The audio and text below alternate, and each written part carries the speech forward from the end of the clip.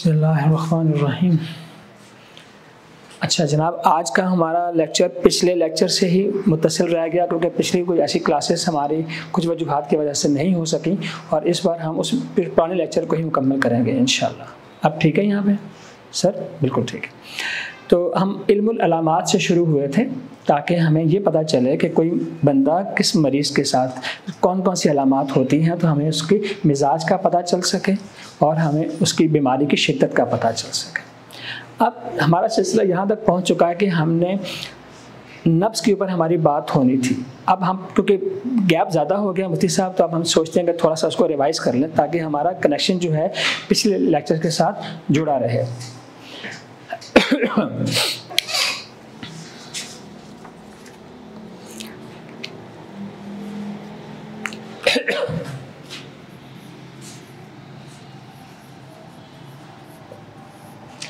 इल्मुल अलामात का टॉपिक था हमारा।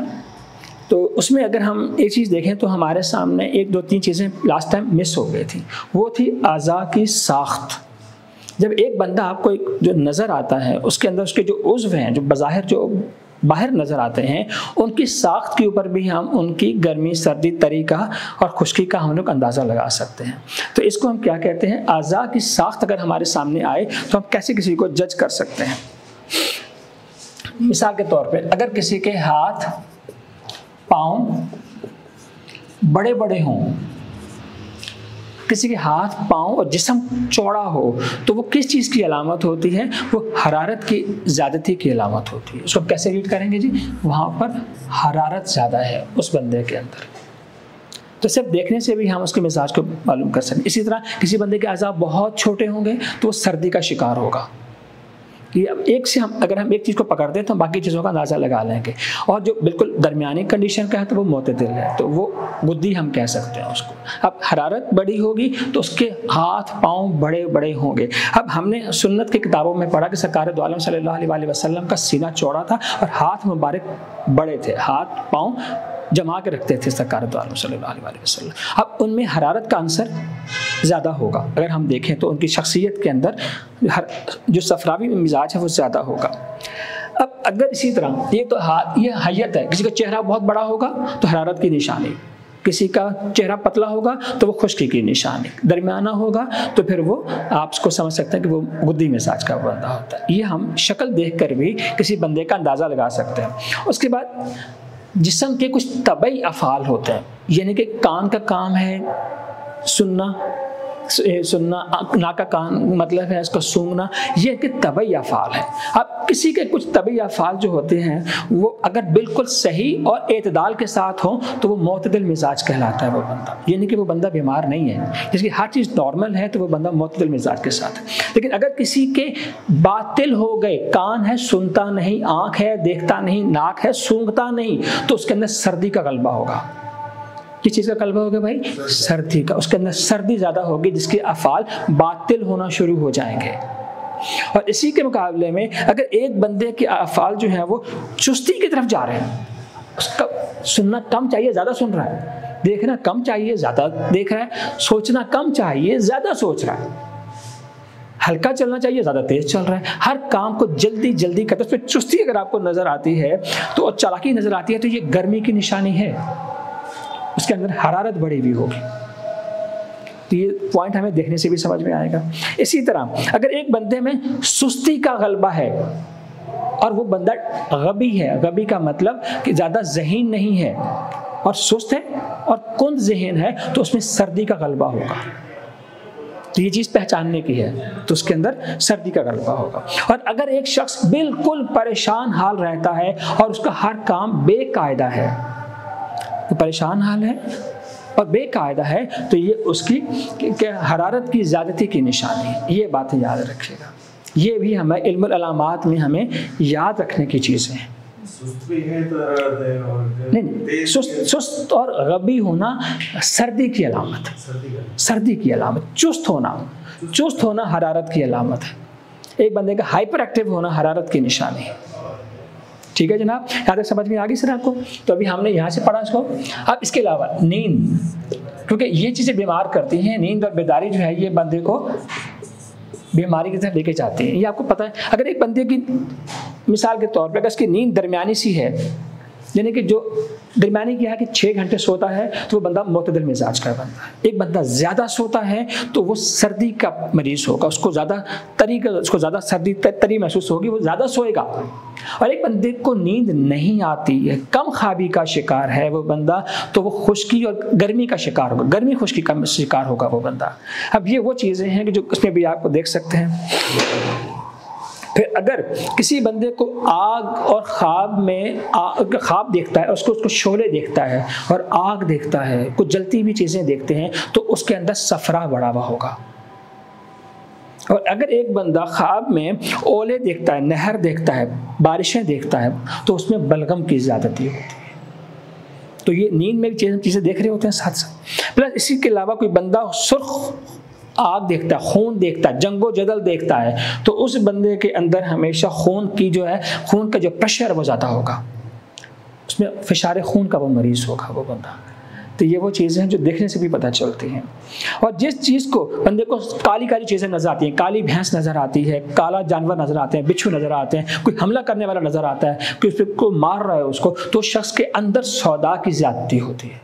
यानी कि ये वो चीज़ें आपको बताती हैं कि अगर किसी बंदे में बड़ी भी हों तो उसके ख्वाब भी अफेक्टेड होते हैं, उसकी नींद भी अफेक्टेड होती है, उसके जिस्म भी अफेक्टेड होते हैं इन खिलतों के कम और ज़्यादा होने से।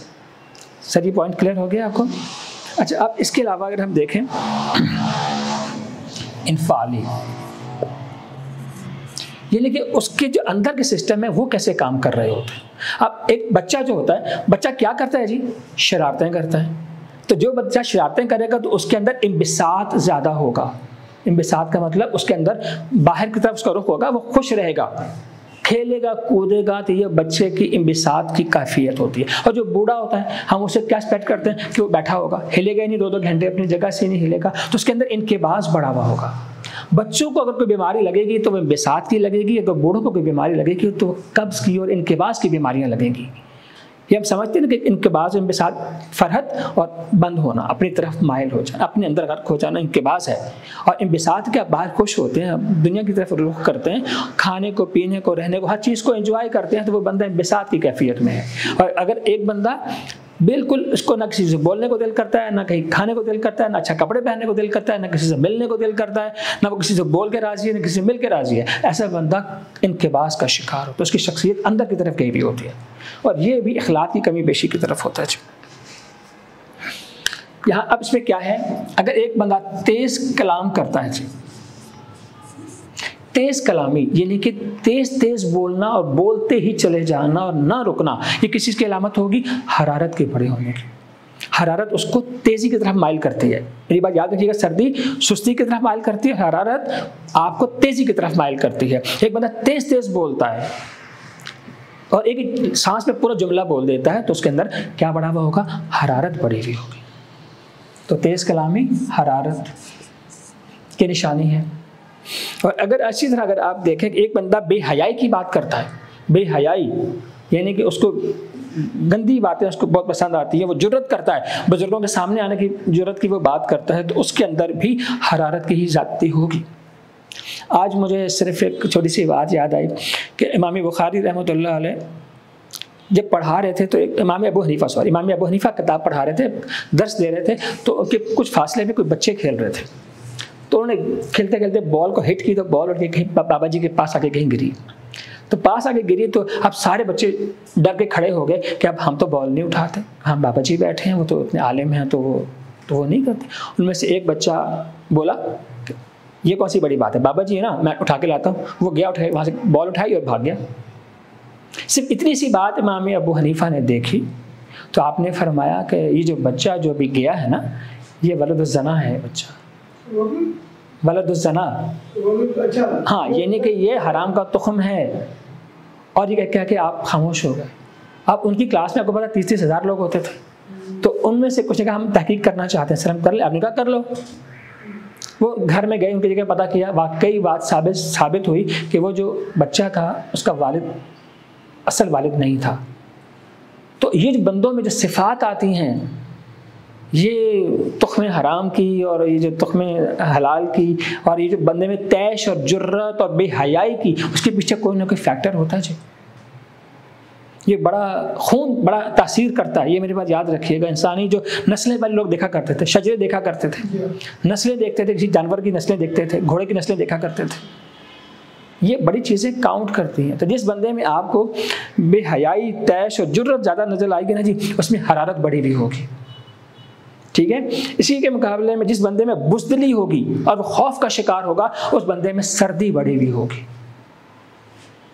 अब ये बुज़दिली भी नजर आती है और खौफ भी सामने बंदे का नजर आता है कि बंदा डरा हुआ बैठा है या बेजार बैठा है या खुशी से बैठा है या दिलेर होकर बैठा हुआ है। बंदा जैसा बैठा होगा उसके मुताबिक आप उसके मिजाज को समझ सकते हैं, ठीक है जनाब। और इसके अलावा जिस बंदे में गम, गुस्सा और मुसर्रत, ये तीन चीज़ें ज़्यादा हों, गम ज़्यादा हो, मुसर्रत ज़्यादा हो, या उसके अंदर क्या कहते हैं गुस्सा ज़्यादा हो, गुस्से वाला ज़्यादा बंदा होगा, उसमें हरारत होगी। देखें दो चीज़ें हैं जी। अगर आपको किसी पे गुस्सा है ना, तो फिर आप किसी पे उतारेंगे। अपनी किसी कमजोरी का गुस्सा होगा तो अपने ऊपर उतारेंगे। एक का रुख बाहर की तरफ है और एक का रुख अपनी तरफ है। एक में आप तोड़ फोड़ करते हैं और एक में आप गुस्से में अंदर को घुस जाते हैं। अलग अलग चीज़ है, एक अपने ऊपर दुख है और एक लोगों पे अफसोस है। अलग अलग चीज़ें नहीं होती हैं। देखें गम क्या है, गम क्या है, दो चीज़ें मैं आपको बताता हूँ। कुरान पाक से अगर आप पढ़ के देखें, अल्लाह ताला फरमाते हैं जो मेरे दोस्त बनते हैं उनको मैं दो चीज़ों सबसे पहले आज़ाद करता हूँ। अला इन्ना औलिया अल्लाह ला खौफुन अलैहिम वला हुम यहज़नून, कि मैं उनका खौफ और उनका गम मुझे दूर करता हूँ जो मेरे दोस्त होते हैं, क्योंकि कोई महसूस नहीं होता। गम हमेशा माजी का होता है और जो क्या कहते हैं जो खौफ होता है वो आने वाले वक्त का होता है कि पता नहीं मेरे साथ क्या बनेगा। और खौफ और इस पर गम किस चीज़ का, मैंने अपनी ज़िंदगी को बर्बाद किया, मैंने अपने आप को टाइम नहीं दिया और जो करना था मैंने वो नहीं किया, इस चीज़ का गम होता है। तो और ये जो दोनों चीज़ें हैं ना जी, इनका असर बॉडी के ऊपर क्या आता है। जो बंदा हरारत का दो असूल है, देखें नहीं, दोनों चीज़ों का एक्सीड करना, इंतहा पे जाना किसी चीज़ का। हाँ देखिए आप मेरी बात समझिए, जो बंदा बहुत ज़्यादा हंस रहा होगा मुसर्रत में होगा, तो उसके अंदर क्या चीज़ बढ़ी हुई होगी, हरारत ही बढ़ी हुई होगी ना, जो बहुत ज़्यादा हंस रहा है जो बंदा। और जो बंदा तन्हाई का शिकार हो गया और किसी गम का शिकार हो गया, वो अपने आप से लड़ाई करता है, अपने अंदर को घुस जाता है। खुशी जो राजी हो अंदर से, नहीं, वो इत्मीनान है। देखिए मुसर्रत कुछ और चीज़ है। मुसर्रत का मतलब आप इतने मुतमईन हो कि आपके अंदर से ये झलके कि ये बंदा बिल्कुल मुतमईन है, अपने माजी से, अपने हाल से और अपने मुस्तकबिल से मुतमईन है, जिसको कोई टेंशन नहीं है जिसको बंदे को। तो वो खौफ का ऑपोजिट हो गया। देखें हमें अच्छा, आपकी बात बिल्कुल दुरुस्त है, लेकिन इसमें क्या मसला है, हम खून की कैफियत को देख रहे हैं। हमारा मकसद क्या है इस वक्त, खून की और हेल्थ की कैफियत को देखना। अच्छा, हाँ इसको बिल्कुल हम दूर करेंगे इसको, ठीक है जी। अच्छा, जिस बंदे में हया और वकार ज़्यादा हो, जिस बंदे में हया और वकार, यानी कि वो बात करने से झिझक जाए, और वकार ये है कि जितनी बात कर रही हो उतनी ही बात करे और लोगों की सुने से ज़्यादा कम बोले, तो उस बंदे के अंदर हरारत और रतूबत की ज़्यादती होती है जी। रतूबत और हरारत, अब ये कौन सी हमारी तहरीक होती है, 5 नंबर की तहरीक होती है। ये जो बिल्कुल मुतमईन लोग होते हैं, हया और वकार के साथ जो लोग रहते हैं, उनके अंदर हरारत अच्छी मिकदार में होती है और रतूबत भी होती है। तो ये उन्हें हया की, देखें आप जो बंदा आपको 1 नंबर तहरीक में मिलेगा उसके अंदर आपको शरारत मिलेगी, वो खेल कूद में बहुत तेज़ होगा। जो बंदा 2 नंबर में होगा वो शरारतों में, क्या वो गलत कामों में इन्वॉल्व होगा। जो 3 नंबर का बंदा होगा वो प्रैक्टिकल पे यकीन करेगा, क्योंकि 2 नंबर का बंदा ख्वाबों में सब कुछ करता रहता है, लेकिन ये जो 3 नंबर का बंदा होता है ये बातों में नहीं चलता, ये प्रैक्टिकली सारे गलत काम करता है, क्योंकि नफ्स हमारा इसके अंदर ताकतवर होता है। लेकिन जिस बंदे के अंदर 5 नंबर तहरीक हम अगर बात करते हैं तो उसमें हया और वकार पर आ जाता है उसके अंदर। देखिए जंग करने के लिए क्या सलाहियत चाहिए, हरारत चाहिए या सर्दी चाहिए, हरारत चाहिए। अगर आप में हरारत नहीं है तो कहाँ से जंग करेंगे यार। क्या हमारे सरकार द्वारा सल्लल्लाहु अलैहि वसल्लम ने इतनी जंगें नहीं लड़ी, क्या आप दुश्मनों के मुकाबले में नहीं निकले, बिल्कुल निकले। तो यानी कि उनकी शख्सियत में भी हमें हरारत और रतूबत का इम्तिजाज मिलता है। आगे चलते हैं जी, यहाँ तक आपको समझ में आ गया जी कि अगर हमारे पर कुछ चीज़ें इन्वॉल्व होती है, ये चीज़ें हमें शक्ल से नज़र आ रही होती हैं, किसी बंदे के रवैये से नज़र आ रही होती हैं, अभी हमें अपनी बीमारी नहीं बता रहा होता, तो हमें उसकी अंदाज़ा लगाने की कोशिश करते हैं कि ये कैसे मिजाज का बंदा है। फिर जी अब फुजलात, अब एक और क्या चीज़ होती है जी, फुजलात। फजलात क्या है? हमारे पखाना, पेशाब, ये दो चीज़ें, हमारा पसीना, ये चीज़ हमारे फजला कहलाती है। पखाना, पेशाब और पसीना, और हमारे आंखों के आंसू, कान का निकलना, नाक का निकलना, ये सारे फजलात हैं हमारे। ठीक है जी। अब उसमें क्या है कि अगर हमारे फजलात की ज़्यादती हो और उनमें बदबू हो तो वो हरारत के बड़े होने की निशानी है। ठीक है जनाब, फजलात ज़्यादा हों और उनमें बदबू हो तो वो हरारत की निशानी है। और अगर ज़्यादा हो लेकिन रंगत और बू ना हो, इनकी रंगत कम हो और बू कम हो तो वो बंदा, उसमें सर्दी बढ़ी हुई होगी उस बंदे के अंदर। तो ये कुछ कवानीन हैं जिसके साथ हम एक बंदे के साथ बातचीत करते हैं तो हमें अंदाज़ा हो जाएगा।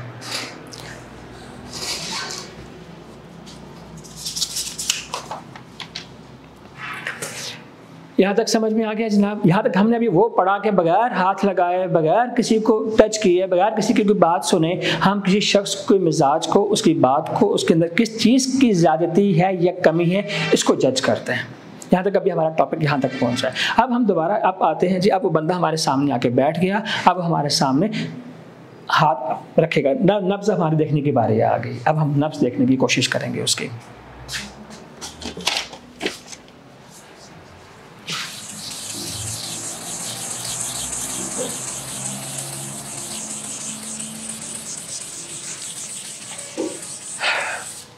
पहली बात ये है कि जो दिल की जो धड़कन है, लास्ट हम डिस्कस कर चुके हैं, जो जितना दिल धड़कता है वही हमारे शरियानों का मिजाज है। और जो हमारी वरीदें हैं वो हमारे जिगर के तहत होती हैं, यानी कि जो वरीदी निज़ाम है वो जिगर के तहत है और जो हमारा शरियानी निज़ाम है हमारा, वो जो है वो दिल के तहत आता है। अब दिल की जो धड़कन है उसकी ज़ाती धड़कन है, वो अपनी मर्ज़ी से धड़कता है। अब सीधी सी बात, दिल की तीन ही कैफियत होंगी, दिल ज़्यादा धड़केगा, कम धड़केगा या दरमियाना धड़केगा। ठीक है। अब उसका असर हमें शरियानों में भी नजर आएगा। लास्ट लेक्चर में हमने पढ़ लिया कहाँ कहाँ हमें रग नजर आती है, कहाँ कहाँ हम उसको चेक कर सकते हैं, कुछ 6-7 जगह हमने आपको लास्ट टाइम डिस्कस की थी। लेकिन अब हम हकीम के तौर पर कैसे जानते हैं कि यार इसकी हमें, शायद हमें देख के समझ में नहीं आया एक बंदा, हमें एक बंदा समझ, बोलने से समझ में नहीं आया, चलने से हमें समझ में नहीं आ रहा, एक बंदा हमें कैसे समझ में नहीं आ रहा, तो अब हमें नब्ज़ पकड़ के तो समझें कि वो क्या बोल क्या रहा है, क्योंकि नब्ज़ और दिल झूठ नहीं बोलते। ये मेरी बात याद रखिएगा, वो आपके अंदरूनी कैफियत को बिल्कुल वाज़ेह कर देते हैं कि आपके अंदर अभी चल क्या रहा है। ठीक है। अब हम मिसाल देते हैं।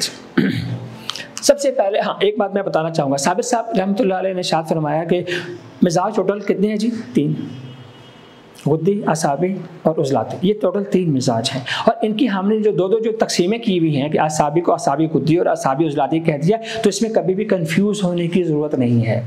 आप सिर्फ ये समझें कि वो बंदा असाबी है।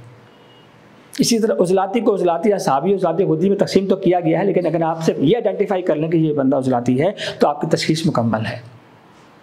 अगर आपने गुद्दी उज़लाती या गुद्दी असाबी में अगर आपको फ़र्क करना नहीं आ रहा तो घबराने की कोई ज़रूरत नहीं है। आपने बस उसको गुद्दी अगर आइडेंटिफाई कर लिया है तो आप नब्ज़ शनास हैं, आप मिजाज शनास हैं। ठीक हो गया सर जी? तो अब हमें इसका मतलब है कि 6 तरीकों में अभी फ़िलहाल परेशान होने की ज़रूरत नहीं है। तो सबसे पहले हम किसी का मिजाज को आइडेंटिफाई करते हैं। मिजाज वो भी नब्ज़ हमें कैसे बताती है उसको हम पहले जज कर लेते हैं। हमने लास्ट टाइम पढ़ा था मुकाम। सबसे पहला, अभी हमारे पास 9 चीज़ें ऐसी हैं जो हमें नब्ज़ को पहचानने में मदद देंगी। हमको जल्दी जल्दी इल्मी तौर पे सिर्फ रीड कर लेते हैं और उसमें से उसका मतलब क्या होता है, नब्ज़ हमें बोल क्या रही है, वो हम आपको समझाने की कोशिश करेंगे। सर मुकाम हमने पहले भी देखा था, अब 3 होते हैं जी। एक होता है जी मुशर्रफ, मुतदिल, और जो बिल्कुल उसको क्या होगा, उसको क्या बोलते हैं सर?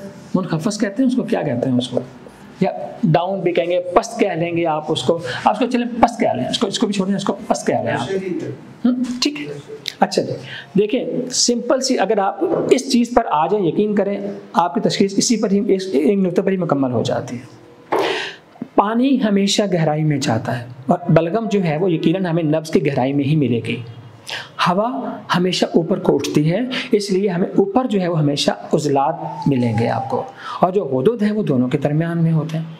ठीक है जनाब। अब अगर आपको नब्ज़ हाथ रखते साथ ही ऊपर 1 उंगली पे महसूस होगा, 4 उंगली पे महसूस होगा, 5 उंगली पे महसूस हो, आप सिर्फ हाथ रखते साथ ही हल्के टच से अगर आपको नब्ज़ महसूस होना शुरू हो जाए तो वह नब्ज़ उज़लाती होगी। ठीक हो गया। अब अगर हल्का दबाने से नब्ज महसूस होती है, कहीं पर भी महसूस हो रही है, तो वो गुद्दी होगी। हल्का सा प्रेशर देने के बाद, या बहुत दबाने से महसूस हो रही है तो वो असाबी होगी। बस इस चीज़ को आप याद रखें, तो कम से कम मिजाज को पहले समझ लें। अच्छा, और उसमें मैं आपको एक बात बताऊँ जी, जो बंदे मोतदिल लोग होते हैं, मोतदिल, उनकी नब्ज मौसम के साथ, हालात के मुताबिक बदलती रहती, उम्र के साथ बदलती रहती है। जिसकी नब्ज़ें बदलती रहें वो बंदा सेहतमंद है, जिसकी नब्ज़ रुक जाए वो बंदा मरीज़ है। जिसकी सुबह देखें, शाम देखें, रात को देखें, नब्ज़ एक जैसी मिल रही है तो वो बंदा मरीज़ होता है। अब कैसे होता है? अब जैसे एक बंदा गर्मी का मरीज़ है, उसको गर्मी में तो गर्मी लगेगी ही लगेगी, उसको सर्दियों में भी गर्मी लगेगी।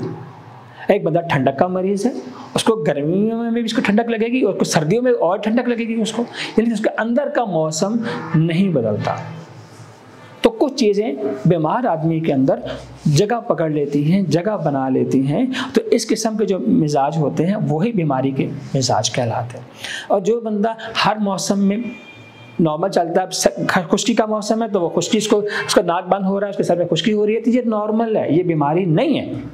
उसको अगर इस मौसम में खुश्की खांसी हो रही है तो वो बीमार नहीं है, इसको होना चाहिए इस मौसम में, ठीक है। इसी तरह एक बंदा जो है वो गर्मी सर्दी में, तो गर्मी में गर्मी लगती है, सर्दी में सर्दी लगती है, तो वो बंदा नॉर्मल नहीं है उसको, यानी कि उसको कोई बड़ी दवाइयाँ या कोई एटम बम मारने की उसको ज़रूरत नहीं है। वो छोटी सी ग़िज़ा की तब्दीलियों से ही ठीक हो जाएगा वो बंदा, उसको दवाइयों की ज़रूरत नहीं रहती है उसको, ठीक है जी।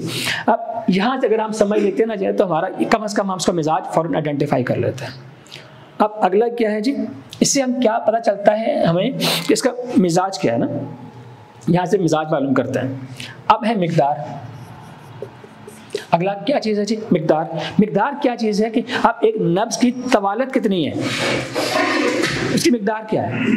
पहली उंगली पे अगर आप हाथ रखते हैं तो यहाँ पर भी महसूस हो रही है, दूसरी पर भी महसूस हो रही है, तीसरी पर भी महसूस हो रही है। अब इसको रीड कैसे करते हैं? रीड ये करते हैं कि जो पहली नब्ज़ है सर जी वो असाब के तहत है, पहली उंगली जो है वो असाब के तहत है। अब लंबाई देख रहे हैं हम लोग, अब ऊपर नीचे नहीं देख रहे, पहले अभी हमने ऊपर नीचे देखा, अब हम देख रहे हैं लंबाई के रुख। लंबाई में अगर एक उंगली नीचे धड़कन आ रही है तो बंदा असाबी है, दो उंगली के नीचे आ रही है तो वो उजलाती है, तीन के अंदर आ रही है तो वो गुद्दी है। इस मिजाज को याद रखें, ठीक है। आपने सब ये देखना है कि अगर एक उंगली के नीचे आ रही है, ये डबल आ रही है और ये तीन आ रही है, तो ये जो होगी ये हमेशा असाबी होगी, ये हमेशा जो है वो उजलाती होगी और यहाँ पर हमेशा गुद्दी होगी। ये भी आपको मिजाज बता देगा आपको। देखिए असाब हमेशा सुकेड़ और सर्दी को बताते हैं, इसलिए इसकी नब्ज़ छोटी होती है। उजलात जो है वो खुश्की को बताते हैं, वो असाब के मुकाबले में ज़्यादा वो ताकतवर होती है हवा, तो वो आपको सेंटर में लेकर आएगी, दो उंगलियों के नीचे लेकर आएगी। लेकिन जो हरारत होती है वो फैली हुई होती है, जब वो फैलती है तो वो चार उंगलियों पे लेकर चली जाती है आपकी नब्ज़ को, तो वो गुद्दी नब्ज़ होती है। सर ये तवाला समझ में आई आपको? ओके जी। उसके बाद यहाँ पर हम उसकी हरारत चेक करते हैं जी। असल में इसका मुकाम क्या है? मिकदार से क्या मालूम करते हैं? हरारत। असाब में सबसे कम हरारत, उजलात में इससे ज़्यादा, हरारत इससे ज़्यादा, और इसमें सबसे ज़्यादा। तो ये हरारत की पहचान है तवालत जो है। तवालत किस चीज़ की पहचान करते हैं? हरारत की। हरारत जानने के लिए अब हम देखते हैं जी उसका अर्ज, ये तीसरी चीज़ है। अब अर्ज क्या है कि हम किसी की उंगलियों पे, नब्ज़ पे हाथ रखते हैं और उसकी चौड़ाई देखते हैं। हमारी एक पोर उसकी नब्ज़ के ऊपर आ रही है। एक पोर जो है ये अगर 100% है तो अगर इसके पूरी के अंदर अगर आपको उसकी धड़कन पूरे पोर में महसूस हो रही है तो उसके अंदर मैक्सिमम रतूबत है। हम ये अर्ज किस लिए मालूम करते हैं जी? रतूबत को चेक करने के लिए। अगर हम पोरों से चेक करेंगे किसी की नब्ज़ को, अगर वो हमारे पूरे पोर पे महसूस हो रही है उसमें रतूबत पूरी है। अगर वो आधी पर आ रही है तो वो उसके अंदर रतूबत आधी कम है, रतूबत की कम है और बिल्कुल महसूस नहीं हो रही, पतली सी नब्ज़ है, उसमें रतूबत है ही नहीं। तो समझ में आ रहा है सर जी? हम कहाँ से चेक करते हैं? अर्ज के ज़रिए रतूबत चेक करते हैं कि किसी बंदे में बलगम की ज़्यादती है, ये कमी है, ये एतदाल के अंदर है। ये पॉइंट क्लियर है सर आपको? गुड।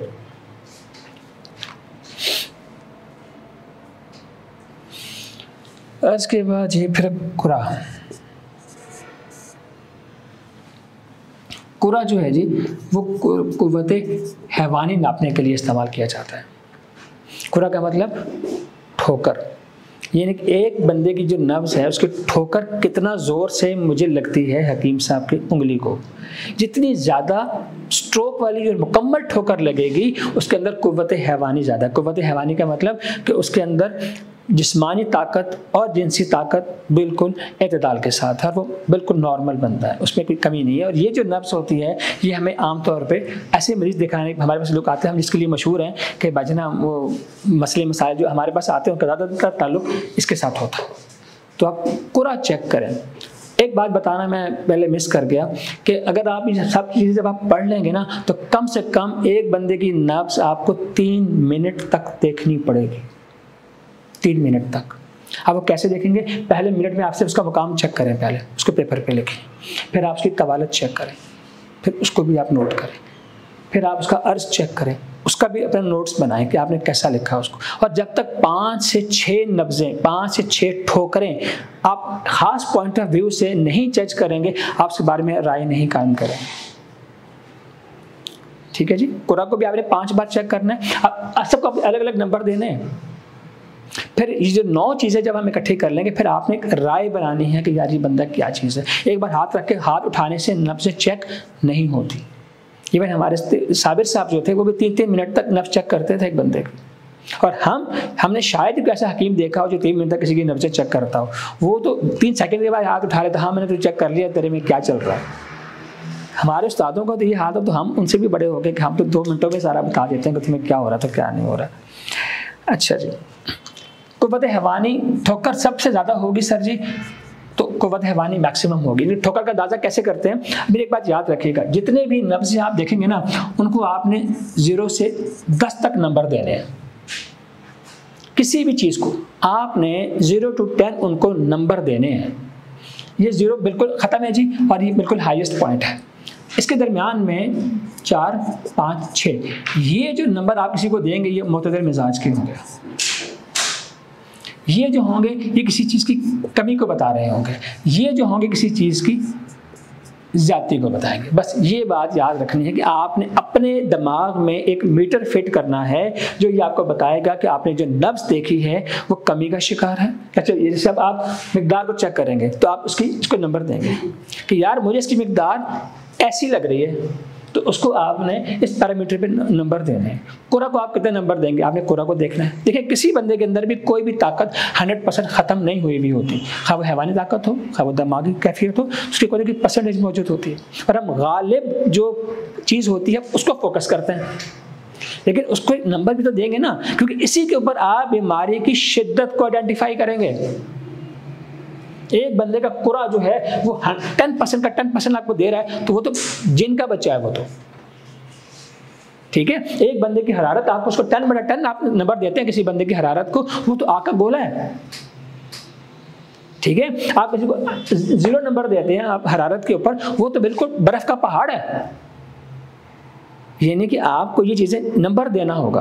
अगर आप किसी बंदे को 4 से 5 नंबर देते हैं, 4, 5, 6, तो वो बंदा एतदाल में आपको लगेगा। अब ठोकर का हिसाब रखना, मिकदार का हिसाब रखना और उसको अपने दिमाग में नंबर देना, ये काम है एक नब्बास का।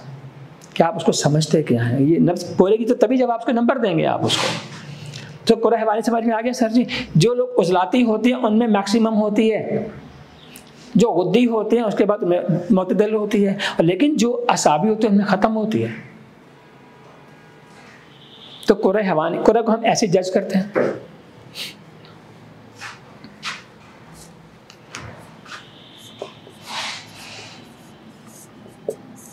ज़माना हरकत, ज़माना हरकत क्या कि अभी एक ठोकर लगी नहीं और दूसरी ठोकर का जो वक्फा जो आप चेक करते हैं कि एक ठोकर और दूसरी ठोकर में कितना फ़र्क है। अगर एक ठोकर और दूसरी ठोकर में अगर फर्क कम है कि बार बार ठोकर लग रही ठका ठका, इसका मतलब है उसमें ऑक्सीजन की कमी है, उसमें नसीम की कमी है, उसमें फ्रेश एयर की कमी है, उसके अंदर उसकी कमी हो रही है उसको, ठीक है। और अगर एक बंदे की नब्ज़ बिल्कुल सुरी नहीं है, यानी कि उसका वो फर्क नहीं है दोनों के नब्ज़ के दरमियान में, इसका मतलब है उसको ज़रूरत नहीं है ऑक्सीजन की। एक में बहुत तेज़ धड़कन है तो उसको ऑक्सीजन की ज़रूरत है, और अगर कवामे आला, ये आपने देखिए हम एक चीज 2 3 4 5 6 छठी चीज हम देख रहे हैं। कवामे आला का मतलब कि उसकी नब्ज बहुत ज्यादा सख्त है, तनी हुई है रस्सी की तरह, या बिल्कुल ढीली है। अगर बिल्कुल सख्त होगी, रस्सी की तरह होगी, तो उसको हम सुलभ कहते हैं। ठीक है जी। और ये हम कवामे आला चेक क्यों करते हैं? खुश्की के लिए। ये पहले याद रखिएगा, कवामे आला को हम किस लिए चेक करते हैं? खुश्की चेक करने के लिए कि किसी बंदे में खुश्की का क्या मेयार है। तो अगर किसी को सुलभ होगी तो उसमें खुश्की मैक्सिमम होगी, और जिसमें खुश्की कम होगी, दरमियानी होगी, उसके बाद बिल्कुल इसके लिए जो टर्मिनोलॉजी इस्तेमाल होती है मुतदिल, और उसके बाद लय्यन। यानी कि कवामे आला में अगर किसी बंदे की सुलभ आपको मिलेगी, तनी भी आपको नब्ज मिलेगी, उसमें खुश्की बहुत ज़्यादा होगी, उसके अंदर दरमियानी होगी। लय्यन का मतलब रस्सी की तरह आप हाथ रखोगे तो उसकी नब्ज आपके हाथ से स्लिप हो जाएगी। अच्छा, ये मैं आपको एक निशानी बता दूं, हमारे यहाँ हर चौथा बंदा शुगर का मरीज़ है। जो बंदा शुगर का मरीज़ होगा उसकी नब्ज कभी भी सुलभ नहीं होगी, हमेशा लय्यन मिलेगी। जैसे ही आप उसमें हाथ रखें, उसकी नब्ज आपके हाथ से स्लिप करना शुरू करेगी नीचे से, और जब स्लिप करेगी ना, आप समझ लें कि ये बंदा शुगर का मरीज़ है। इसकी निशानी में से एक निशानी है। उसकी तनी भी नब्ज आपको नहीं मिलेगी, और ये खुश्की की निशानी है। तो कवामे आला में अब इसको भी आपने 10 नंबर देने हैं जी। आप उसको सख्ती को कितने नंबर देते हैं, उसकी नब्ज को कितने नंबर देते हैं, उसके लय्यन नब्ज को देते हैं कि नहीं देते हैं, लेकिन 3 कैटेगरी में आपने इसको बस डिवाइड कर देना है। अब कितनी चीज़ें हो गई? 1 2 3 4 5 6 पैरामीटर्स तो अभी हमने देख लिए। इसको मैं अगर मैं मिटा दूँ आगे, प्लीज़।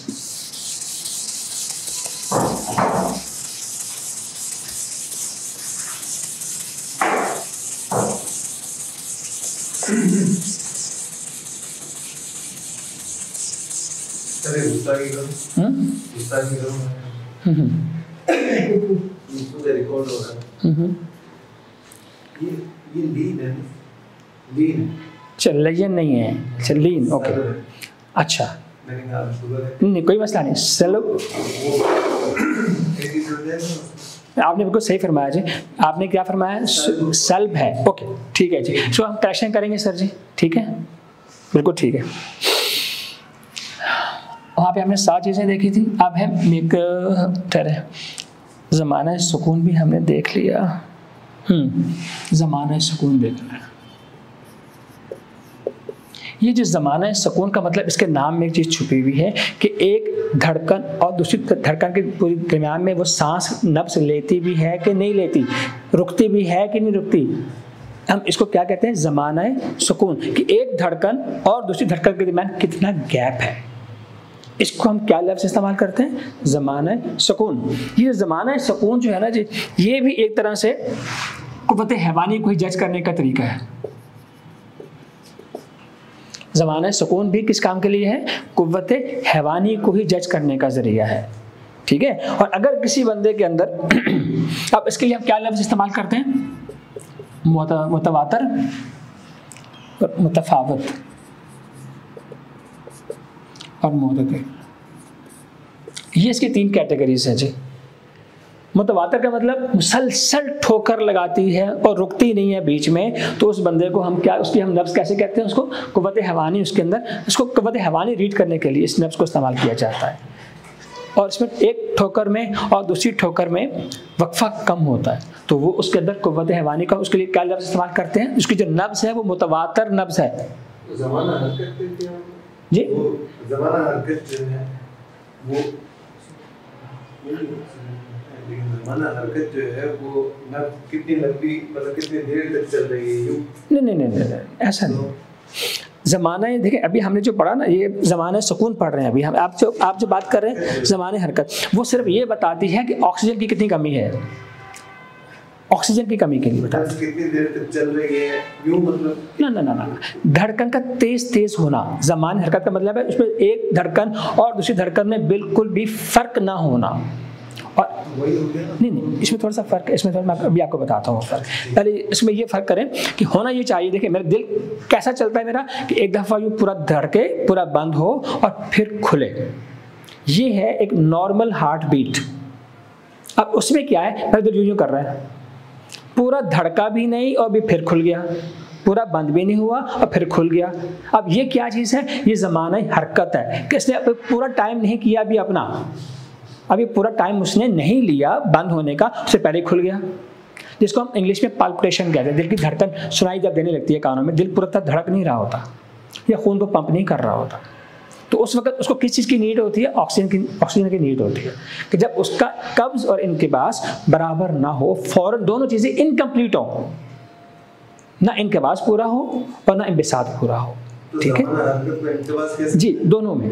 देखिए, अगर उसका बहुत हरकत इनकम्प्लीट है तो उसको ऑक्सीजन की ज़्यादा ज़रूरत है, और अगर वो बहुत नॉर्मल तरीके से पूरा धड़क रहा है, वापस जा रहा है, तो उसको ऑक्सीजन की ज़रूरत नहीं है।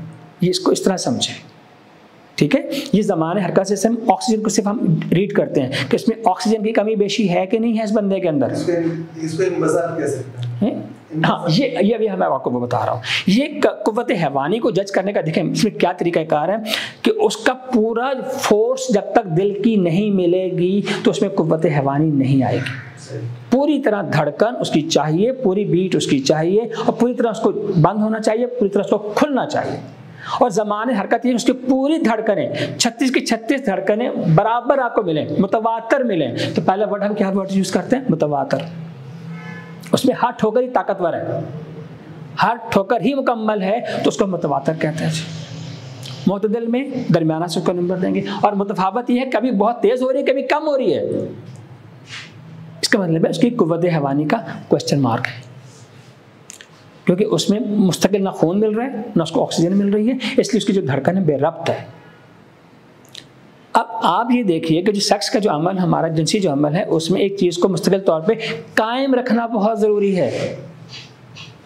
उसको कायम रहने के लिए दिल की धड़कन का नॉर्मल होना बहुत ज़रूरी है, और थोड़ा सा हायर साइड पर मुकम्मल बीट होना ज़रूरी है, तब जाके वो जिनसी अमल कर पाएगा, नहीं तो वो नहीं कर पाएगा। ये एक बुनियादी सी एक बात है। अब हम ज़्यादा उसको डिटेल में नहीं जाएंगे क्योंकि फिर वो गलत हो जाएगा।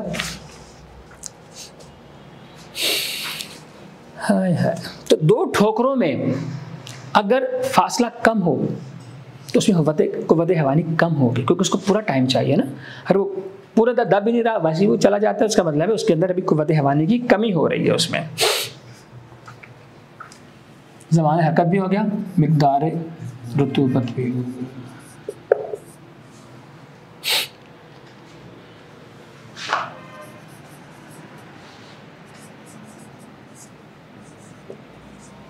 ये एक आपने एक लफ्ज़ सुना होगा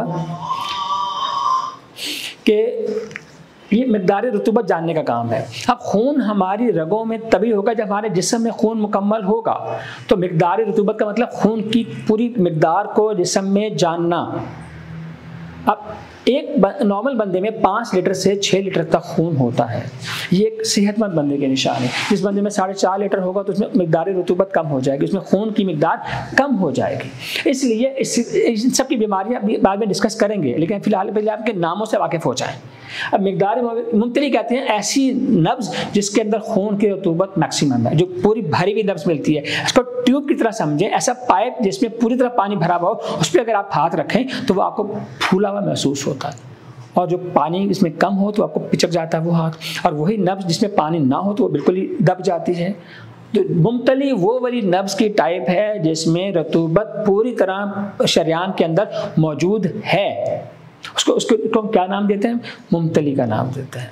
और इसके अलावा मुतदिल जिसमें दरमियाना सा आपको पानी महसूस होता है। ये आपको नंबर खुद देना है आपको कि आपने नब्ज़ को ये जांचने के लिए कि आप मिक़दार रुतूबत जांच रहे हैं, आपको उसमें रुतूबत कितनी मिल रही है, मुतदिल मिल रही है, ज़्यादा मिल रही है या खाली मिल रही है। आपको उसकी नब्ज़ में कुछ वज़न ही महसूस नहीं हो रहा। पानी का वज़न होता है, इसी तरह से पाइप में पानी होगा तो उसका वज़न होता है। पानी से निकाल दें तो पाइप का इतना वज़न नहीं है। तो आपको वो नब्ज़ को अपनी धड़कन को महसूस करना है कि उसके अंदर पानी की मिक़दार कितनी है। तो इसको हम क्या कहते हैं जी? मिक़दार रुतूबत। ये भी एक जांचने का तरीका है।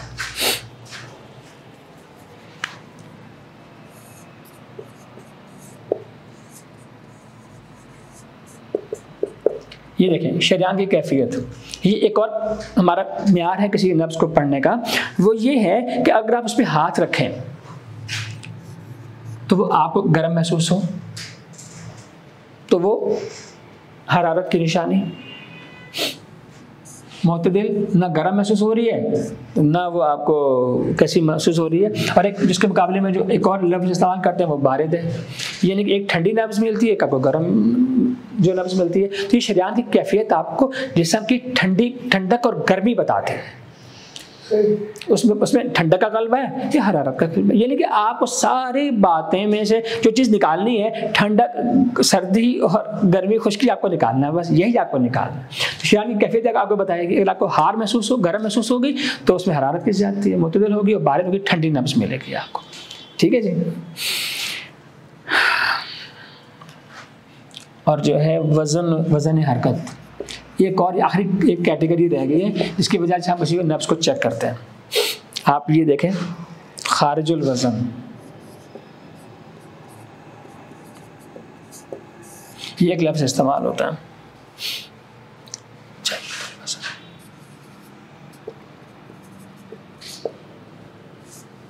और एक और जिसके लिए लफ्ज़ है रद्दीउल वज़न। ये 3 कैटेगरीज में एक चीज़ इस्तेमाल होती है, लेकिन हम इससे देखते क्या हैं, इंबिसात और इनकिबास को, दिल की धड़कन को यहाँ से हम जांचने की कोशिश करते हैं कि नब्ज़ प्रॉपर हमें धड़कन महसूस करवा रही है कि नहीं करवा रही। इंबिसात और इनकिबास को चेक करने के लिए हम लोग वज़न हरकत देखते हैं। उसके नामों से कुछ आपको समझ में आ रहा होगा। खारिजुल वज़न का क्या मतलब होता है जी? यानी कि जिसमें इंबिसात और इनकिबास मसावी ना हो, जिसमें दिल की धड़कन खुलना और बंद होना मसावी ना हो, तो उसको हम क्या कहेंगे जी? उसको खारिजुल वज़न कहेंगे, खारिजुल वज़न। दूसरा जय्यदुल वज़न। जय्यदुल वज़न जो है वो मोतदिल किस्म की नब्ज़ है जिसमें इनकिबास और इंबिसात दरमियानी कैफियत में पाया जाएगा। रद्दियल वज़न जिसमें उम्र के लिहाज से बंदे की नब्ज़ ना मिले। देखें, बच्चे की नब्ज़ कैसी होनी चाहिए? असाबी होनी चाहिए, उसकी धड़कन भी तेज़ होनी चाहिए उसकी, ठीक है, उसकी मिकदार भी ज़्यादा होनी चाहिए। लेकिन एक अगर आपको बूढ़े की अगर आप एक असाबी नब्ज़ मिलना शुरू हो जाएगी तो वो एक ऐसी नब्ज़ है जो कि उम्र के मुताबिक उसको मैच नहीं कर रही। एक जवान की नब्ज़ आपको गर्म मिलनी चाहिए, वो आपको नहीं मिल रही है, उसकी आपको बच्चों वाली नब्ज़ मिल रही है। ऐसी नब्ज़ जो उम्र से मुताबिकत न रखे उसको रद्दीउल वज़न कहते हैं। मेरी बात समझ में आ रही है आपको? इसकी कैटेगरी क्या है? ये उम्र के लिहाज से है, लेकिन इसमें खारिजुल वज़न में इंबिसात और इनकिबास मसावी नहीं होता, ठीक है, होता है उसमें, यानी कि इंबिसात भी है, इनकिबास भी है, लेकिन मसावी नहीं है। और ये मोतदिल वज़न को हम जय्यदुल वज़न कहेंगे। और रद्दीउल वज़न वो चीज़ है कि जिसमें उम्र के मुताबिक आपको नब्ज़ नहीं मिल रही। अब एक औरत की नब्ज़ अगर आपको उजलाती मिलेगी, आपके कान खड़े होने चाहिए। खारिजुल वज़न देखें, ना, ये देखें, ये 2 चीज़ें हैं। एक खारिजुल वज़न ये है कि उस बंदे की जो नब्ज़ है उसका इंबिसात और इनकिबास मसावी नहीं है, धड़कन इनकिबास ज़्यादा इंबिसात कम है, इस किस्म की जो नब्ज़ होती है। मेरी बात समझ में? एक चीज़ में बड़ी भी होगी, या इनकिबास बढ़ा हुआ होगा या इंबिसात बढ़ा हुआ होगा। इस किस्म की नब्ज़ को हम लोग खारिजुल वज़न कहते हैं। होना ये चाहिए कि इंबिसात और इनकिबास बराबर हो, लेकिन इसमें से एक चीज़ आपको मुसलसल बड़ी भी मिलती है, धक्का ज़्यादा दे रहा है ब्लड लेकिन ले कम रहा है। मेरी बात आप समझ रहे हैं सर जी? ऐसी कैफियत को, ऐसी नब्ज़ को हम लोग खारिजुल वज़न कहेंगे। और जय्यदुल वज़न का मतलब वो है जो दरमियानी है, वो मोतदिल है। और रद्दीउल वज़न वो है कि जो बंदे की उम्र देख रहे हैं और जो नब्ज़ देख रहे हैं वो दोनों आपस में मैच नहीं कर रहे। ठीक हो गया जनाब?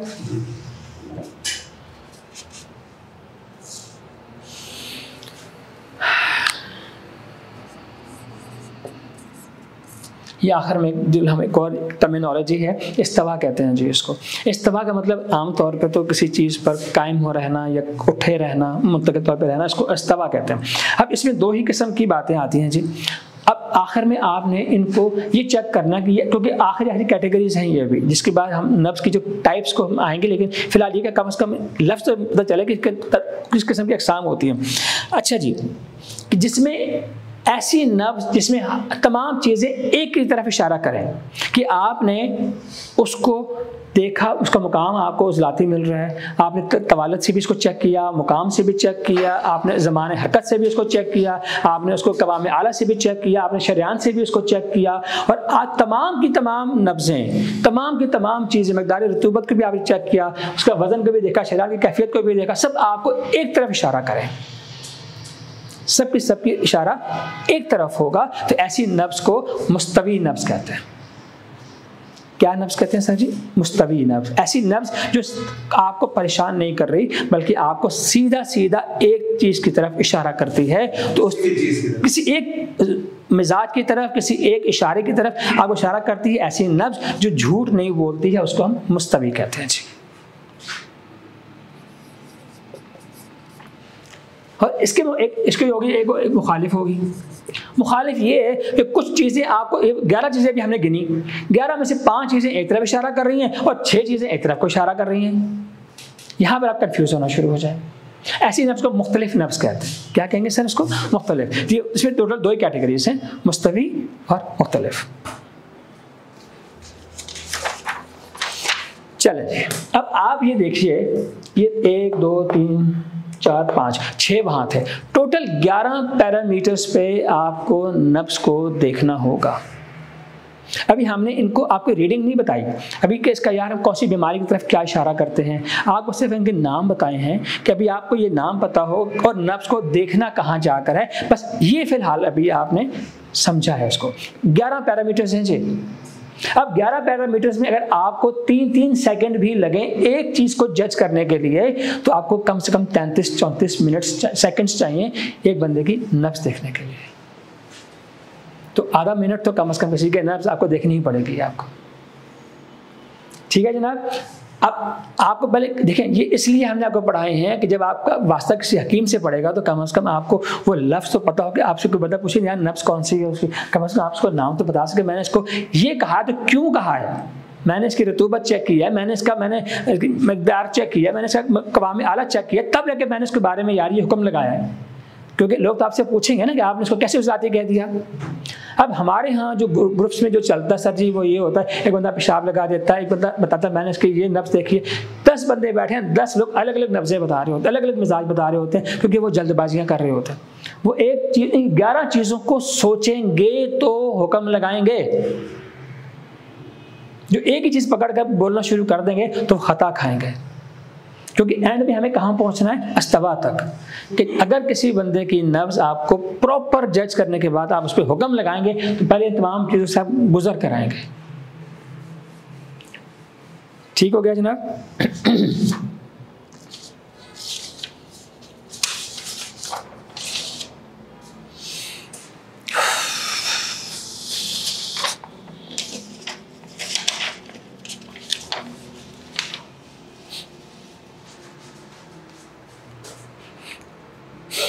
अब यहाँ तक क्लियर हो गया। मैं आपको कुछ अब आखिर में आपके इंटरेस्ट के लिए सब ये बताना चाहूँगा कि किसी बंदे की तवील नब्ज़ मिले तो वो कौन कौन सी बीमारियों की तरफ इशारा करती है, किसी की मुशर्रफ में आपको नब्ज़ मिलेगी तो वो कौन कौन सी बीमारियों की तरफ इशारा करती है, किसी का काम हरकत, किसी का काम आला ज़्यादा है, किसी का। आप इन तमाम पैरामीटर को जब चेक करेंगे तो आपको कुछ बीमारियों की तरफ इशारा करेंगे। अभी आपने सिर्फ उनका मुकाम को समझना है, उनकी जगह को समझना है, उनकी धड़कनों को महसूस करना है, और उसके बाद इसमें से बीमारी कैसे निकालनी है। तो सिर्फ आपके नॉलेज के लिए कुछ चीज़ें अभी मैं आपसे डिस्कस करता हूँ जी। इसको हटा दूँ जी।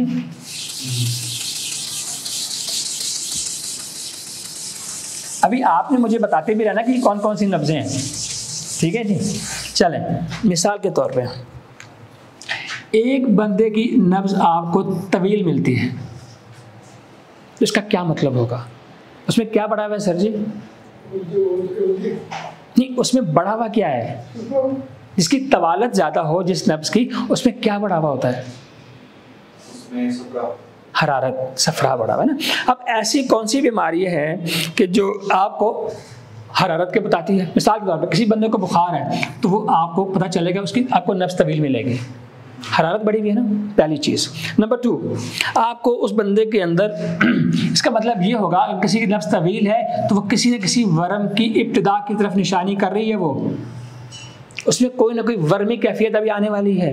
किसी बंदे की तवील नब्ज़ देखकर आप ये 2 चीज़ें इसको याद रखें। जिस्म की हरारत बढ़ी हुई है, उसको बुखार होगा और प्लस उसके अंदर किसी न किसी वरम की इब्तिदा है।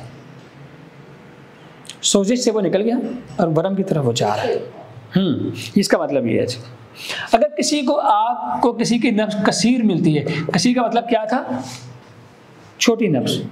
ये इसके ऑपोजिट है, तवील के ऑपोजिट कसीर है। कसीर नब्ज मिलती है तो वो आपको क्या बताती है जी कि इसमें शाबाश, उसमें असाब। अब जिस बंदे को ठंडक से बुखार हो जाए उसको क्या कहते हैं? तपे लर्जा। क्या कहते हैं सर उसको? तपे लर्जा। कसीर नब्ज देखकर उसको आप लगा सकते हैं कि उस बंदे को तपे लर्जा का मसला हो सकता है कि वो बुखार, अब जिसको मलेरिया का बुखार होता है सर वो काम भी रहा होता है, आजकल जिसको वायरल का बुखार होता है वो काम भी रहा होता है, उसकी नब्ज आपको हमेशा कसीर मिलेगी आपको। अच्छा, इसके अलावा क्या मतलब है? इसमें कसीर है, उसमें खून ज़्यादा होगा या कम होगा? जिसकी छोटी नब्ज है कम होगा। अल्लाह का भला करे तो खून की कमी का शिकार होगा वो बंदा, उसका मतलब आप इस्ता निकालेंगे। आप इसी तरह ये देखें कि जिस बंदे के अंदर खून की कमी, उसको किल्लत दम कहते हैं। इनके किल्लत दम का मतलब खून की कमी है। और इसका एक और मतलब होता है जी, जिस बंदे का असाब तेज होंगे उसी की नब्ज छोटी होगी ना, और जिस बंदे का दिल उसका असाब तेज होंगे उसका दिल बड़ा हो जाएगा, इसको हम आज़मे कल्ब कहते हैं। और जो वजह कल्ब भी इसको कहा जाता है, यानी कि दिल का बड़ा होना। जो बंदा मुस्तकिल तौर पे कसीर नब्ज के साथ आपको मिलेगा उसका दिल बड़ा होने का खदशा होगा और उसको वजह कल्ब कहते हैं।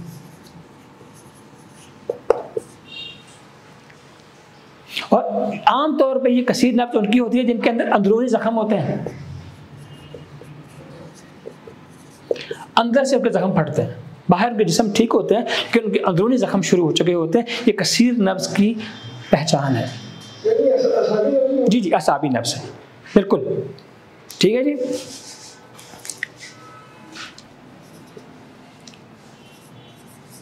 अगर किसी का आपको अर्ज ज़्यादा मिले, अभी हमने अर्ज पढ़ लिया, चौड़ाई रतूबत किसी का आपको ज़्यादा मिले तो वो किस चीज़ की निशानी होती है जी? वो देखें उसमें आराम शदीद होते हैं, उसके अंदर शदीद किस्म के अंदरूनी वरम पाए जाएंगे। जिसको जो बंदा ये मोटा भी होगा, आपको पता साबी बंदा होगा वो मोटा भी होगा, उसकी नब्ज भी कसीर मिलेगी आपको, तो वो आराम शदीद का शिकार होगा, उसको वरम होंगे अंदरूनी अज़ा के ऊपर। देखें एक दिमाग भी वरम आ जाता है, फेफड़े भी वरम में आ जाते हैं, मैदा भी फूल जाता है, तिली भी बढ़ जाती है, गुदुद भी बढ़ जाते हैं। तो ये आराम शदीद जो है ये असाबी का अर्ज भी। देखें एक सेकंड, देखिए मेरी बात सुनिए, असाबी शाबी इसलिए आप रतूबत चेक करते हैं। इसमें क्या होगा? इसमें रतूबत की ज़्यादती है। अगर किसी बंदे में रतूबत ज़्यादा मिलेगी तो वो आराम शदीद की निशानी होगी। उसमें मुख्तलिफ चीज़ें रतूबत की वजह से फूल चुकी होंगी। मेरी बात समझें आप, पहले फूल चुकी होंगी अंदरूनी चीज़ें। अभी हम दवा की बात नहीं करेंगे, अभी हम सिर्फ पहले तशख़ीस पे जाएंगे। वहाँ वरम की इब्तिदा है और यहाँ पे शिद्दत इख्तियार कर जाएगा। देखिए आप फ़र्क करें इनमें, यहाँ तवील से अभी शुरू हो रहा है। आपने गुद्दी असाबी के बाद असाबी गुद्दी नहीं देखा होता है, उसमें नब्ज भी कसीर होती है, बहुत डीप भी होती है। तो हम उसको फिर रीड कैसे करते हैं 6 नंबर नब्ज को? तो उसके अंदर हम कहेंगे उसके अंदर आपको मोटापा भी मिलेगा, आपको उसके अंदर वरम भी मिलेंगे, टखने भी फूले हुए मिलेंगे, गले भी फूले हुए मिलेंगे, आपको उसके तिली भी फूली भी मिलेगी। तो हर जगह चीज़ें फूली भी जाएंगी उसके अंदर। उसका मतलब आराम शदीद, यानी कि वरम की जमा आराम, और आराम शदीद आपको मिलेंगे कसीर अर्ज, जब आपको किसी नब्ज का ज़्यादा मिलेगा तो। ठीक है सर जी।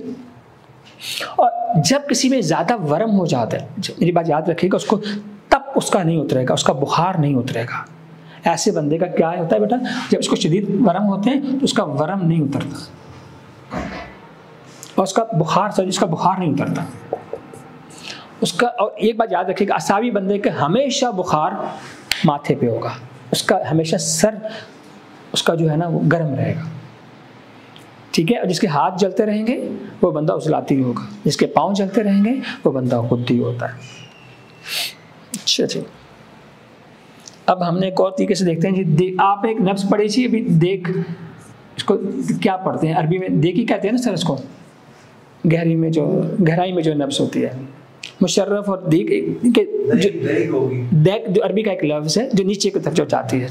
अब यानी कि ये नब्ज कौन सी होती है जो नीचे की तरफ जाती है? गुद्दी होती है या असाबी होती है? नीचे की तरफ। बिल्कुल, ये मुशर्रफ के ऑपोजिट है, यहाँ मुशर्रफ की ऑपोजिट है। ये 6 नंबर है। जी जी बिल्कुल, जी बिल्कुल सर। इसमें आपको जो बीमारी मिलेगी तपे मुहरिका, तपे मुहरिका। अब इंग्लिश में इसके लिए कौन सा वर्ड है, टाइफाइड कहते हैं शायद इसको, मेरा ख्याल है ये टाइफाइड इसमें आता है बंदे के अंदर, ठीक है।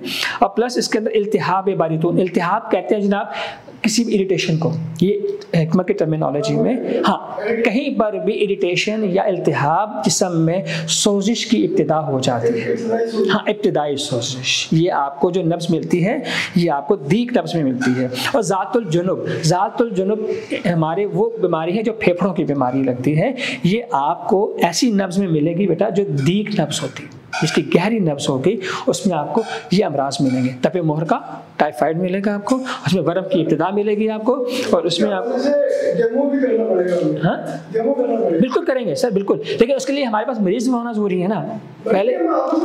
उसमें देखें, उसमें एक बात मेरी याद रखें, हमारा एक इल्मी सेशन, इल्मी सेशन का मतलब पहले आप इन चीज़ों के कम से कम नामों से वाकिफ़ हो जाएं, इनकी जो टर्मिनोलॉजी है उससे पहले वाकिफ़ हो जाएं। बहुत लंबा टॉपिक है। तो एक चीज को पूरी वजाहत के साथ देखिए मैं आपको ये ज़रूर बताना चाहूँगा, क्योंकि ये सिर्फ आपको सुनना आपके लिए ज़रूरी है, वजाहत तो बिल्कुल ज़रूरी है, आपको ये काम ज़रूर आएगी। आप जिसकी मुशर्रफ नब्ज़ मिलेगी, मुशर्रफ नब्ज़, उसमें आपको कौन सी बीमारियाँ मिलेंगी, एक मिनट ठहरो बेटा, उसकी रिया उसके अंदर ज़्यादा होंगी, रिहाई शिकम, उसके पेट में गैस बनेगी। ज़ातुर रिया, ये भी एक फेफड़ों की एक साइड की बीमारी, फेफड़ों का वर्म होता है जी। राशा, उसको राशा होना शुरू हो जाएगा, ये भी मुशर्रफ नब्ज़ की निशानी है। और इसके अलावा और आपको इंतहाई तप उसको चढ़ेगा, ये बीमारियाँ मुशर्रफ नब्ज़ की अलामतें हैं, ठीक है। इसके अलावा मुनखफ़स, अभी आपने देखा देख और मुनखफ़स तकरीबन एक जैसी जो होती हैं, अब वो क्या होती है, उसमें असाबी दर्दें उस बंदे को होंगी, कमर उसका जिस्म दुखता रहेगा उसका। इसको हैज़ा क्या, अब ये कौन सी तहरीक होती है सर, इसमें बंदे को हैज़ा लगा हुआ होता है, क्या हो रही होती है, और उसको असाबी दर्दें हो रही होती है, कौन सी तहरीक होती है, 1 नंबर तहरीक होती है। 6 नंबर वाले बंदे को जिस्म में दर्द नहीं होता, पता है आपको, वो सुन हुआ होता है, वो असाबी गुद्दी होता है, लेकिन जो असाबी उजलाती होता है ना, उस बंदे को ये सारी तकलीफें होती हैं, उसको असहाल भी होगा, गशी भी पड़ेगी, लेकिन 1 नंबर में ये सब का सब। फिर सुलभ, अगर किसी बंदे की आपको, अगर आपको नब्ज़ मिलती है, किसी को आपको तनी भी आपको किसी की नब्ज़ मिलती है, उसमें कौन कौन सी बीमारियां होती हैं, उस बंदे को राशा हो सकता है। अभी हमारे पास एक बच्चा है, ये जो आपको चाय बना के पिला रहा है, इसकी नब्ज़ आपको लास्ट में मैंने दिखाई थी, ये उजराती नब्ज़ थी इसकी भी, लेकिन इसको राशा है, ये अभी आप इसके आप देखिएगा, इसके हाथ में राशा है इसके अंदर। अच्छा, अमराज गुर्दा, ऐसे बंदा जिसके बिल्कुल सुलभ होती है, उसके अंदर तस्कीन उदूद की वजह से गुर्दों के अमराज हो जाते हैं उस शख्स को, ठीक है। फिर लयन, अगर किसी की नब्ज़ हो, बिल्कुल ढीली सी नब्ज़ होती है, तो खून की कमी का शिकार वो लोग होते हैं, उनकी नब्ज़ ऐसी होती है, अंदरूनी जख्म होते हैं, और उनको डायबिटीज़ होती है। ये मैंने अभी आपको बताया कि लयन नब्ज़ मिलेगी तो डायबिटीज़ होगी। अच्छा, ये एक छोटा सा सरसरी सा मैंने आपको बात बताई कि अगर किसी बंदे की, अगर आपको तवील नब्ज़ मिले तो उसको क्या कहते हैं, किसी को आपको कसीर मिले, उसको कैसे रीड करें, कौन से इसमें बीमारियाँ आती हैं, और अगर किसी की दीक नब्ज़ हो तो वो क्या मानी रखती है, किसी की सूरी नब्ज़ हो तो उससे क्या मतलब होता है, यानी कि ये नब्ज़ों की धड़कन को इंटरप्रेट भी तो करना है, इनको समझना भी था कि ये बोलती क्या है, और हमने किस मर्ज़ की तरफ इसकी निशानदेही करनी है। तो पहली बात ये है कि अभी आपने, ये काफ़ी सारा लंबा टॉपिक है, लेकिन बहुत मुश्किल टॉपिक है, इतना आसान नहीं है, और एक सेशन में इसको कवर करना तकरीबन नामुमकिन चीज़ है। अभी आप लोगों का सिर्फ इंटरेस्ट बाकी रहे, फिलहाल इतना है कि हम जो 11 जो हमने किस्में जो पढ़ी हैं वो कम से कम आपको याद रहनी चाहिए, और जब हम किसी का भी नब्ज़ देखें तो हम उसको पैरामीटर्स पे याद, पहले उनके नाम तो याद रखें, पहले कि पहले मैंने मुकाम को देखना है, फिर उसके कवाम आला को देखना है, शरियान को देखना है, सख्ती को देखना है, और ये सारी चीज़ें दिमाग में पहले इनके नाम रखें, फिर इन्हीं पैरामीटर्स में सबको देखना भी है आपको, मरीजों को। ठीक हो गया सर जी, आज का टॉपिक जहाँ पे क्लोज करें, जज़ाकल्लाह। अभी हम चाय वगैरह पीते हैं, फिर वाह।